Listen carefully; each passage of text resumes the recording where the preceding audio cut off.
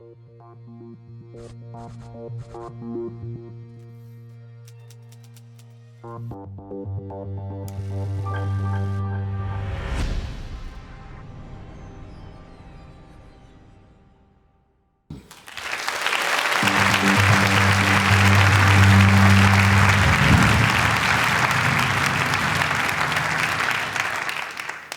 would firstly like to ask for a show of hands. How many of you can recall a time in your life when you felt completely scared? Okay, most of you. Well, fear comes to us all in different shapes and sizes. For some of you, it might be loneliness, the fear of what other people think of you, or fear of the future and what it might hold. Perhaps, in fact, it's happening right now, and it's the fear of putting your hand up at a TEDx conference, just in case you get asked to come on stage. But have a think about what fear means to you, and try to remember what it feels like as well, that cold sweat, the lump in your throat, and that stomach-churning anxiety, and just feeling so completely out of control of the situation. 5 months ago, it was my turn to come face-to-face with fear, as I found myself helplessly pawing at the ice, and I remember feeling a bit like a polar bear scraping for ice high up in the Arctic tundra. I knew deep down that having dropped yet another jelly bean wouldn't really impair me physically. No, that wasn't the real issue that was going on. It was a psychological battle within myself every single time I did that seemed to threaten the success of this trip. Every single jelly bean I dropped felt like one step backwards from my intended route to the South Pole. I'd spent the last 5 weeks skiing uphill, completely alone, on the coldest, windiest, highest and driest continent on Earth. I'd covered a distance thus far, further than Glasgow to London and back again, dragging with me nothing but a sledge, the weight of 7 fully laden suitcases. And now, although I was so close to the end, my body was starting to break down, effectively eating my muscles for sustenance. It ached and groaned with every step forward. The pole, which at that point seemed so close, also seemed so very far away. I was absolutely terrified of failure. How could I inspire others to overcome their own difficulties in life and achieve their own goals if I couldn't do it myself? I remember screaming into the whiteness, how could a jelly bean, something so small, affect this trip in this way? And I thought about a decision I'd made earlier on in the trip. When I was climbing high in deep snow early in the expedition, I made the decision to throw away half of my remaining breakfasts, as I'd been unable to eat a full one each day.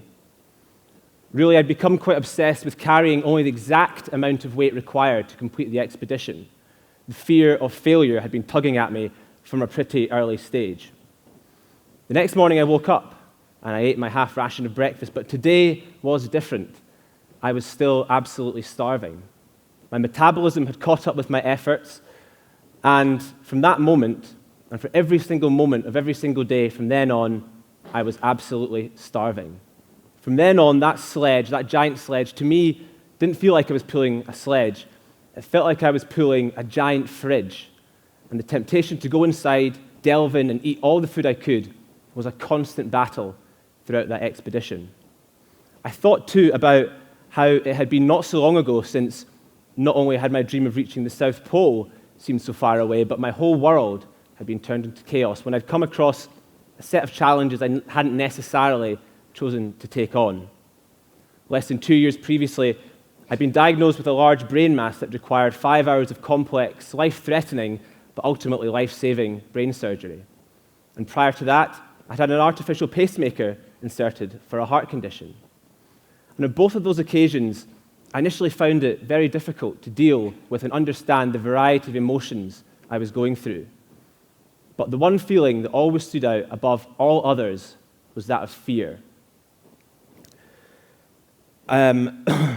Excuse me. The fear of failure, however, was tempered somewhat by the fear of not knowing whether I would wake up from the operating table.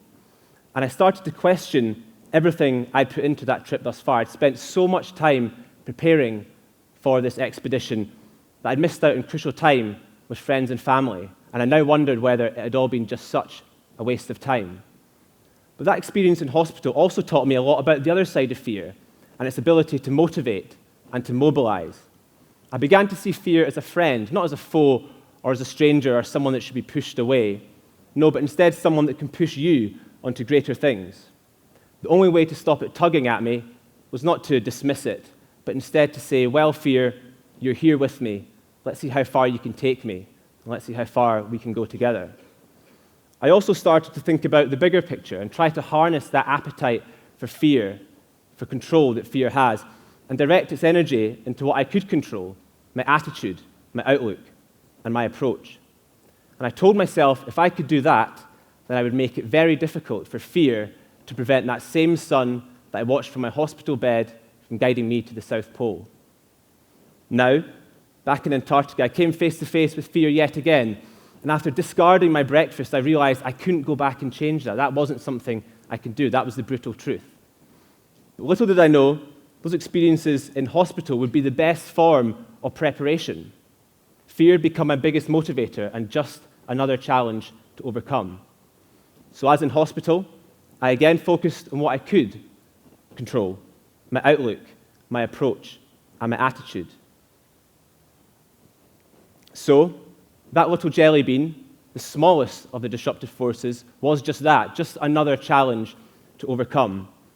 So after dusting myself down and picking myself up, screaming into the white oblivion for one last time, I took the hand of fear yet again, and together we walked the last few steps to the South Pole.